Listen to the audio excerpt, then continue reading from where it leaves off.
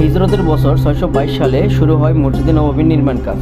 623 সালের মাঝামাঝি পর্যন্ত প্রায় 7 মাস সময় লাগে এই কাজ শেষ হতে। মদিনায় প্রবেশের পর রাসূল সাল্লাল্লাহু আলাইহি ওয়াসাল্লাম এর উট কাসওয়া যে জায়গাটিতে বসে পড়েছিল সেখানেই তৈরি হয় ঐতিহাসিক মসজিদে নববী। মদিনার 2 এতিম বালক সাহল ও সোহাইলের কাছ থেকে 10 দিরহামের বিনিময়ে জায়গাটি কিনে নেওয়া হয়। টাকা পরিশোধ করেন হযরত আবু বকর রাদিয়াল্লাহু তাআলা আনহু। জমির ছোট এক অংশে রাসূল সাল্লাল্লাহু আলাইহি ওয়াসাল্লাম এর জন্য বাসস্থান এবং বাকি অংশ জুড়ে তৈরি হয় মসজিদ। হাদিসে আছে নবী করিম সাল্লাল্লাহু আলাইহি ওয়াসাল্লাম হিজরত করে মদিনায় এসে বনি আমর ইবনে আওফ গোত্রের এলাকার উঁচু ভূমিতে পৌঁছে 14 রাত অবস্থান করলেন। বনি নাজ্জারের লোকজন তাকে ঘিরেছিল। সবার মনে একটাই আকুতি, নবী করিম সাল্লাল্লাহু আলাইহি ওয়াসাল্লাম যেন তাদের মেহমান হন। আল্লাহর কুদরতি ফয়সালাকারী উট আবু আইয়ুব আনসারী রাদিয়াল্লাহু তাআলা আনহুর বাড়িতে এলো। সেখানেই নবী করিম সাল্লাল্লাহু আলাইহি ওয়াসাল্লাম অবস্থান করলেন। সাহাবী আনাস রাদিয়াল্লাহু তাআলা আনহু বলেছেন, যেখানে নবী করিম সাল্লাল্লাহু আলাইহি ওয়াসাল্লাম উট থেমেছিল তার চৌহন্দি বা সীমানায় ছিল একটি বাগান। বাগানটিতে ছিল খেজুর গাছ, কিছু কবর আর কিছু ঘরবাড়ির ধ্বংসস্তূপ। সাহাবী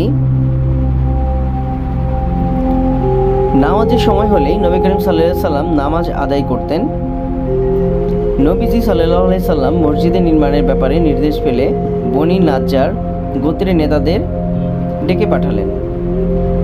তারা এলে তিনি তাদের বললেন, বনি নাজ্জার, তোমাদের এই বাগানটি অর্থের বিনিময়ে আমার কাছে বিক্রি করবে?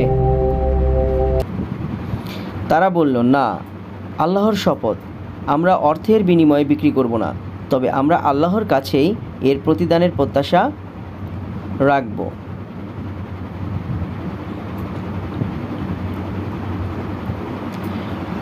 বাগান মালিকদের অনুমতি পেয়ে নবী করিম সাল্লাল্লাহু আলাইহি ওয়াসাল্লাম নির্দেশ দিলেন, খেজুর গাছগুলো কেটে ফেলো, কবরগুলো খুঁড়ে ফেলো এবং ধ্বংস অবশেষগুলো মাটির সঙ্গে মিশিয়ে দাও।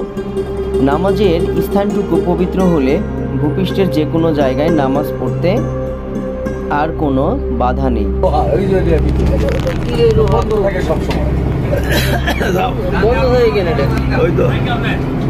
তারা খেজুর গাছগুলোর গুড়িগুলো কিবলার দিকে সারি করে রেখে দরজার দুপাশে পাথর স্থাপন করল।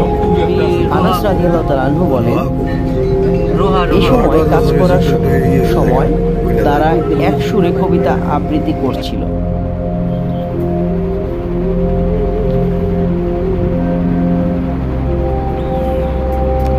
তাদের সঙ্গে নবীজিও এক স্থানে কবিতা আবৃত্তি করছিলেন। হে আল্লাহ, আখিরাতের কল্যাণই প্রকৃত কল্যাণ, তুমি আনসার ও মুহাজিরদের সাহায্য করো। মুসলিম হাদিস 524।